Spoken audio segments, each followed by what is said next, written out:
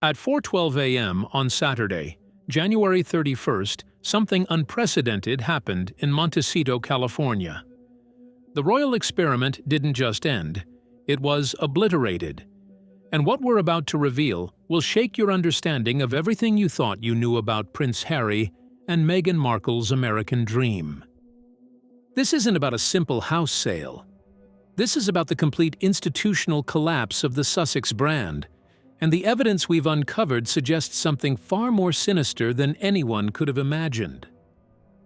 Are you ready for the truth? Our investigative team has obtained exclusive documentation confirming that the Riven Rock estate, Harry and Meghan's $14.65 million fortress in Montecito, has been placed under what insiders are calling emergency liquidation. But here's what the mainstream media isn't telling you.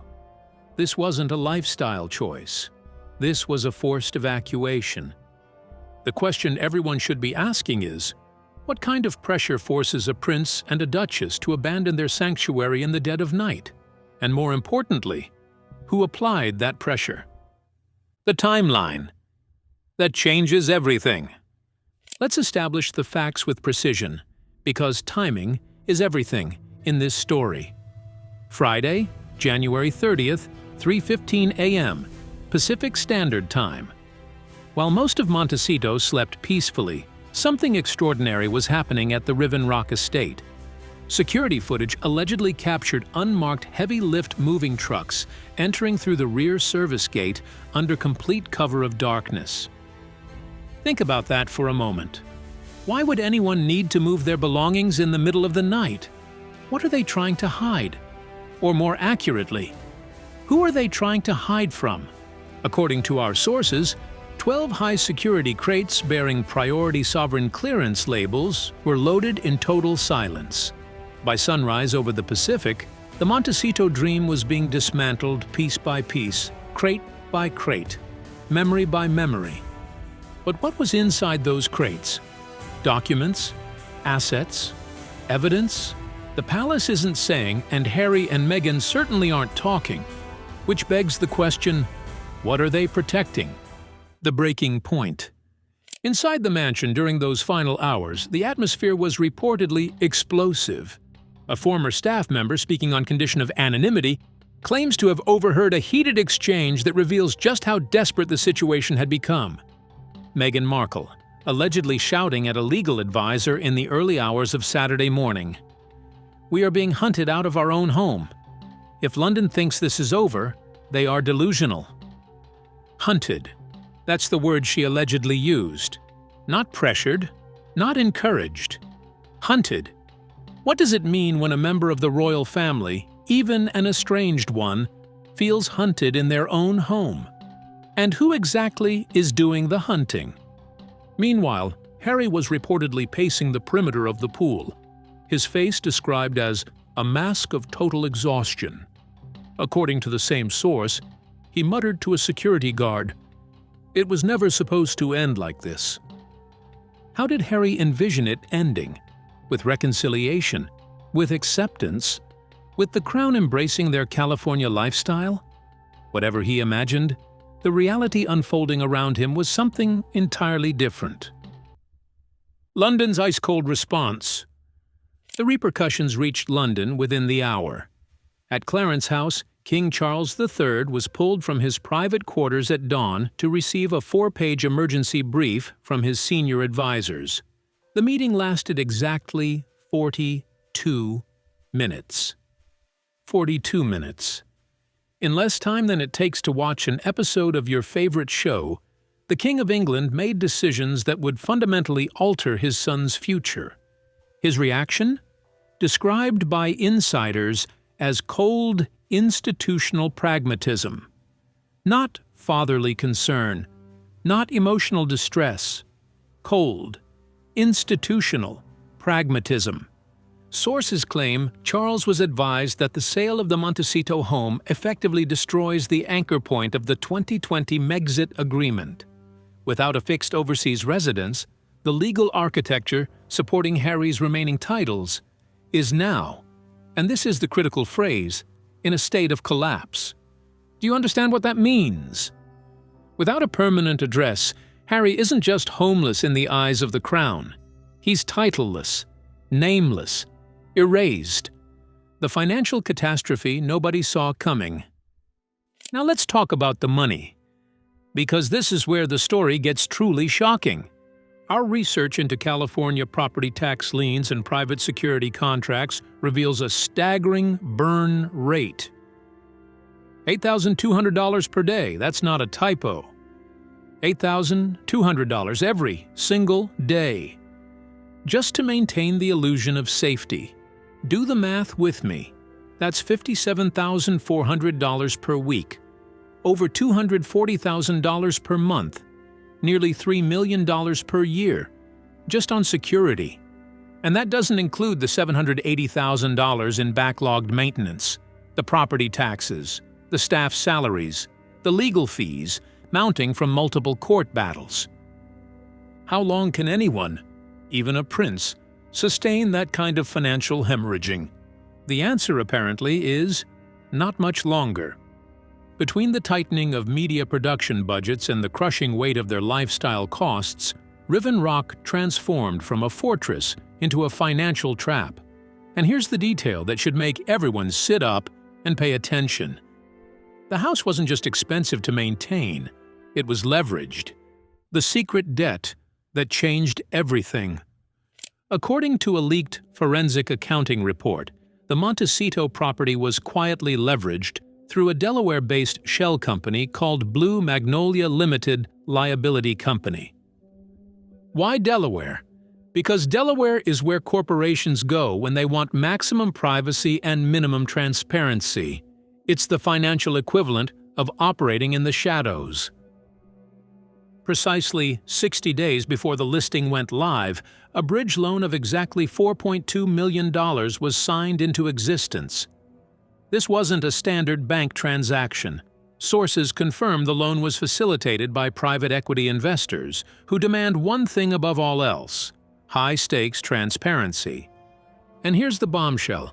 Prince Harry allegedly used his royal identifiers and future inheritance prospects as unofficial collateral. Let that sink in. Harry used his position as a prince, his birthright, as leverage for a private American loan. When King Charles was briefed on this shadow debt at Sandringham House, he reportedly declared a state of institutional red alert. Palace auditors discovered the discrepancy during a routine review, and according to one insider, the auditor's hands were literally shaking as he presented the findings. "This is no longer a private financial matter," the auditor allegedly stated. "This is the commercialization of the Crown." The king's response was immediate and unequivocal. "They have turned their titles into a pawn shop. This ends tonight." Behind closed doors, the final hours. What was happening inside the Montecito mansion as this financial noose tightened? According to multiple sources, the tension reached critical levels. A former security staffer alleges that Meghan was heard on an encrypted call, her voice sharp with desperation. "We do what we have to do to survive. If the family won't fund the security, the house has to pay for it." Survival. That's what this had become. Not a lifestyle, not a brand. Survival. Harry, meanwhile, was reportedly in a state of total withdrawal. Imagine him standing in his library, staring at empty shelves, confronting the reality of a $4 million debt hole with no clear way out. For the Sussexes, the house was no longer a home. It was a predatory asset about to consume them whole. This secret leverage explains everything: the sudden timeline, the panic, the midnight moves. If the house didn't sell by the end of the first quarter, the Delaware shell company allegedly had the right to initiate a quiet foreclosure. Can you imagine the scandal? A royal foreclosure? The humiliation would have been global, instantaneous, and permanent. By listing it now for $14.65 million, they're attempting a desperate escape, praying for a quick exit to pay off the shadow debt before the public and tax authorities can trace the origin of the funds. The Hollywood betrayal. But the financial nightmare is only half the story.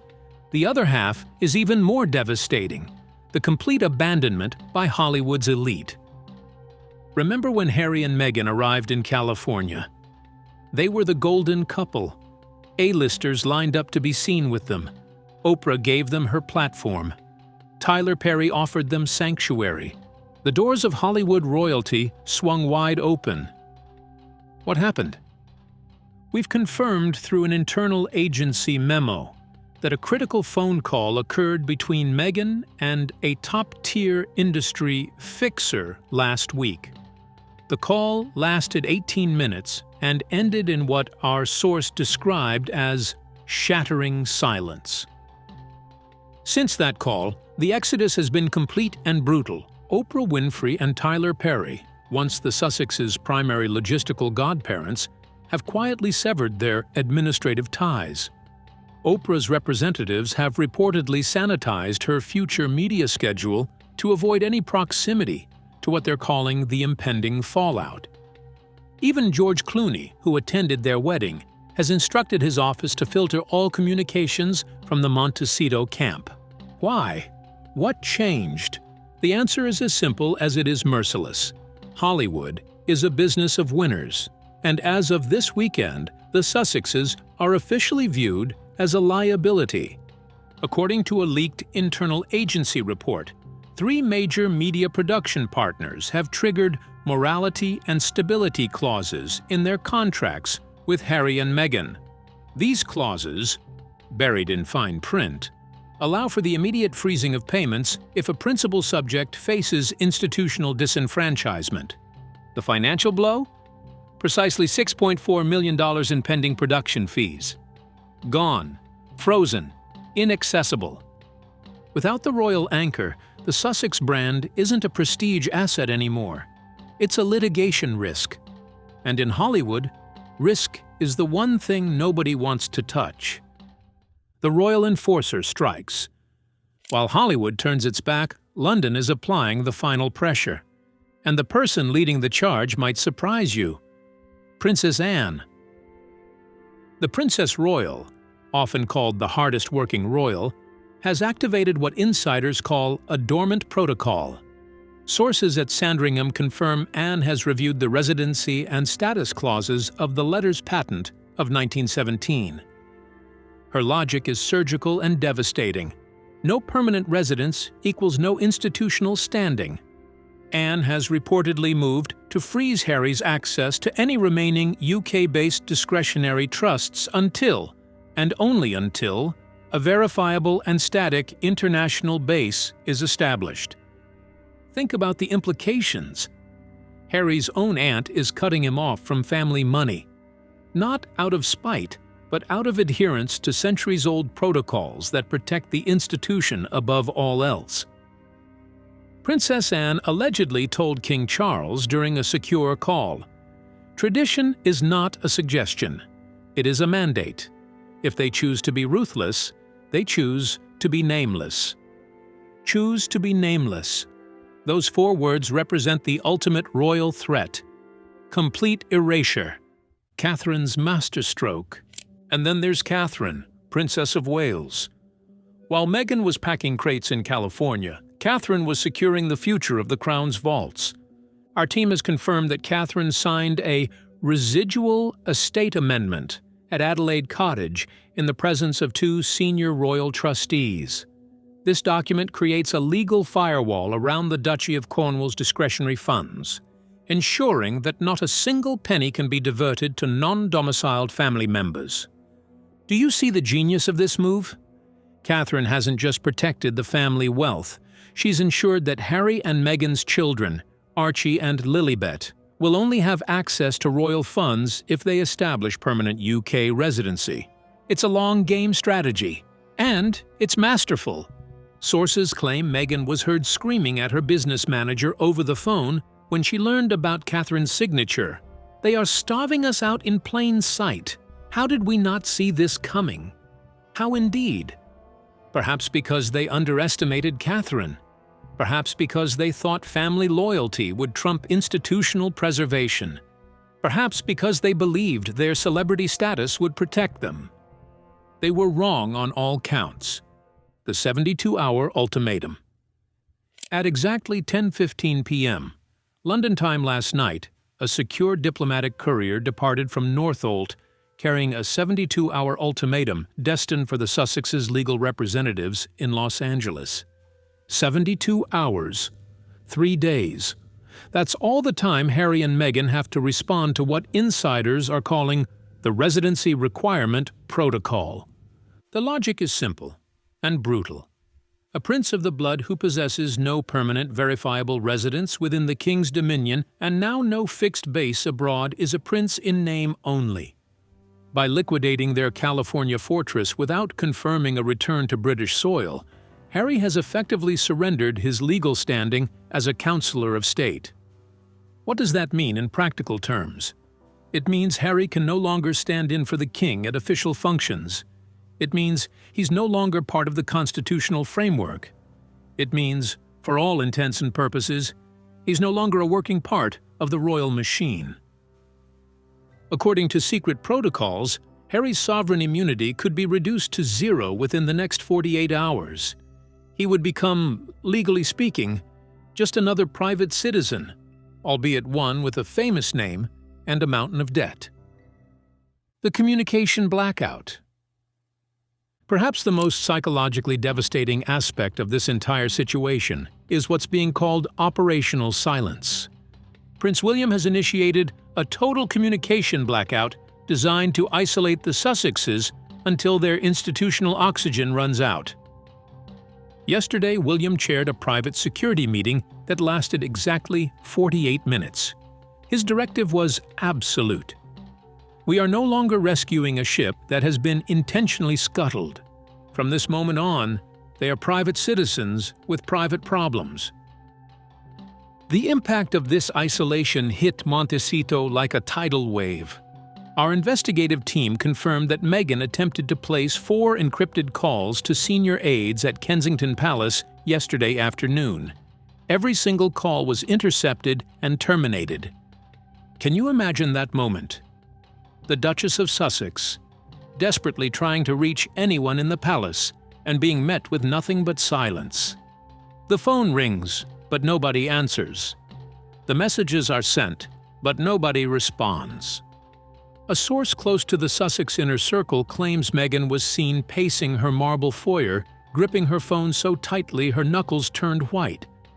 She allegedly screamed at an assistant, "They can't just turn us off. I am still the Duchess. They're treating us like we've already disappeared." But here's the cold truth. In the eyes of the institution, they have already disappeared. The stark contrast. While Meghan struggles to reach anyone in London, Catherine was reportedly at Adelaide Cottage meticulously reviewing new security protocols with the King's private secretary. This contrast isn't accidental. It's a calculated execution of power. Catherine is no longer just a family member. She has become the ultimate arbiter of who remains within the royal fold. She has personally overseen the redistribution of royal patronages that were once destined for Harry. The message to Hollywood and the world is crystal clear. Catherine is the future. Meghan is the past. Within the halls of Buckingham Palace, this is viewed as the ultimate victory, the quiet, dignified triumph of service over self-interest. Meanwhile, the A-list exodus in California is complete. According to a leaked report from a top-tier public relations firm in Los Angeles, exactly 8 major Hollywood power players who attended the 2018 wedding have instructed their offices to ignore any urgent outreach from the Montecito camp. The most humiliating development? Meghan has reportedly been forced to pivot toward the Kardashian circle in a desperate bid for relevance. From the balcony of Buckingham Palace to a potential reality television set in Calabasas, Queen Camilla reportedly remarked to a group of aides, "It is a tragedy of their own making." Queen Camilla, the gatekeeper. Speaking of Camilla, her role in this entire saga cannot be understated.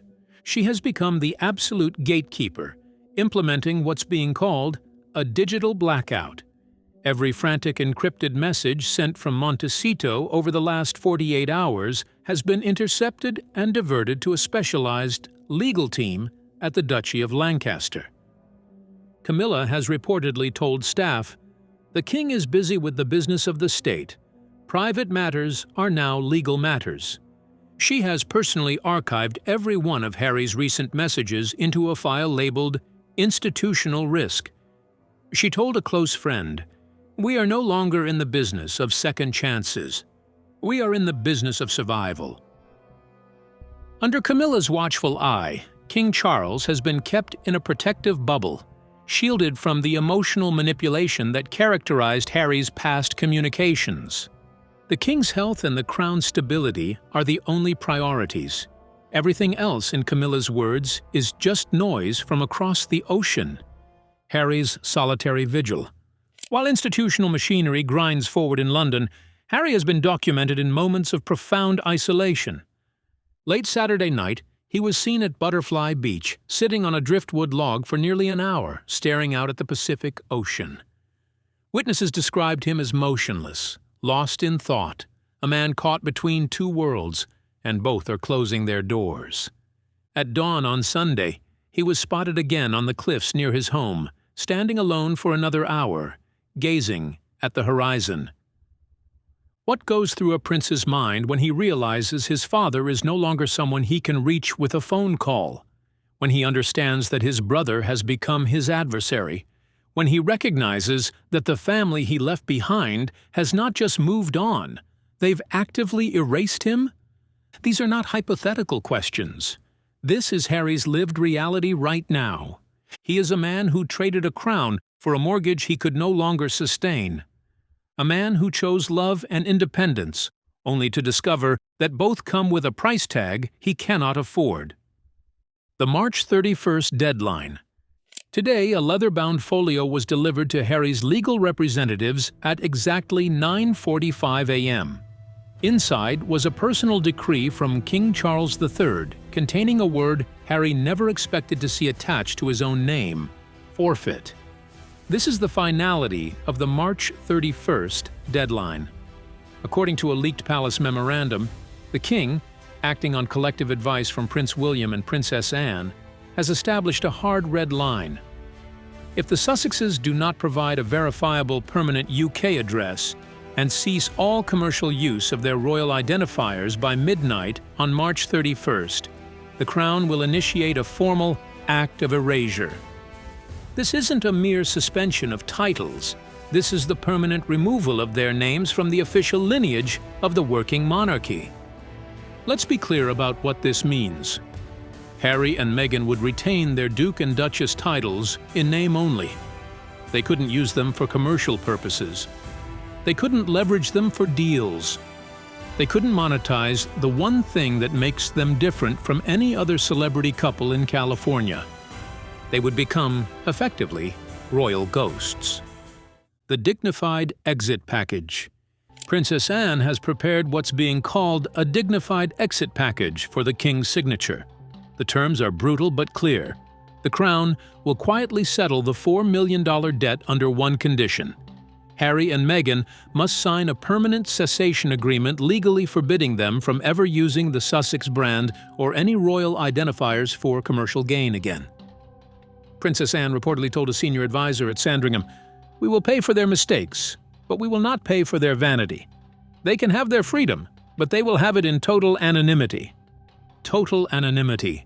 For two people who built their post-royal lives on their royal connection, this would be the ultimate defeat. Meghan's desperation. As Harry withdraws into isolation, Meghan is reportedly entering a phase of frantic escalation. Our team confirmed through sources in the Los Angeles media circuit that Meghan has spent the last 48 hours in back-to-back crisis meetings with her remaining advisors. Rumors are swirling that she has authorized a preliminary pitch to a major streaming network for a behind-the-scenes look at their exit from Montecito, essentially turning their institutional collapse into content. The palace has already characterized this as the final act of betrayal. Prince William allegedly told his inner circle at Windsor Castle, If they choose the path of celebrity over the path of the crown, they will find that celebrity is a very cold house to live in. How cold? Well, consider this. With the Hollywood elite having completed their exodus, with the palace having cut all communication, with their financial resources depleting rapidly, Harry and Meghan are discovering what happens when you're famous, but not relevant, titled, but not powerful, connected, but not protected. The Swiss bank coordinates. But wait, there's one more twist to this story. Our team has just obtained a series of encrypted messages between a senior palace aide and a Swiss bank. These messages contain coordinates pointing to where the Sussexes are allegedly hiding their remaining liquid assets. Why would they hide assets? What are they protecting? And more importantly, what happens when the palace gains access to these accounts? The financial game of chess isn't over. It's entering its final, most dangerous phase. What this means for the children. Throughout this entire saga, two names have been conspicuously absent from most reporting: Archie and Lilibet. What does this institutional collapse mean for Harry and Meghan's children? Prince Archie is currently 5th in line to the throne. Princess Lilibet is 6th. But if Harry loses his titles, if he's erased from the royal ledger, what happens to their position in the succession? More practically, what kind of life awaits these children? Growing up between two worlds that both rejected their parents. Carrying royal titles they can never truly use. Bearing the Sussex name while watching their parents forbidden from monetizing it.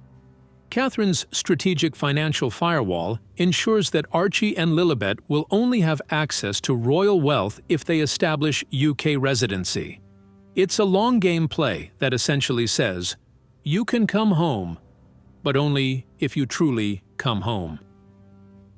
The children are, in many ways, the ultimate casualties of this war. And the most tragic part? They didn't choose any of this. The public relations disaster. From a pure optics standpoint, this situation is a masterclass in controlled demolition. The palace has managed this crisis with remarkable precision.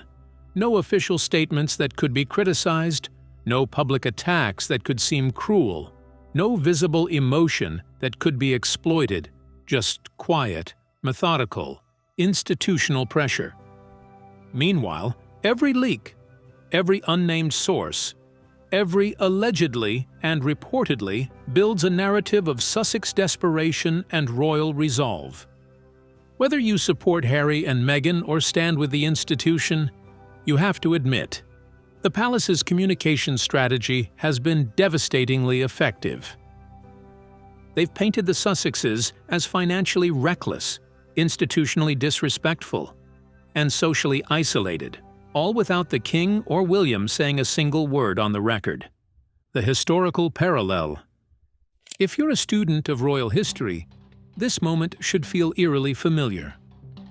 In 1936, King Edward VIII abdicated the throne to marry Wallis Simpson, an American divorcee.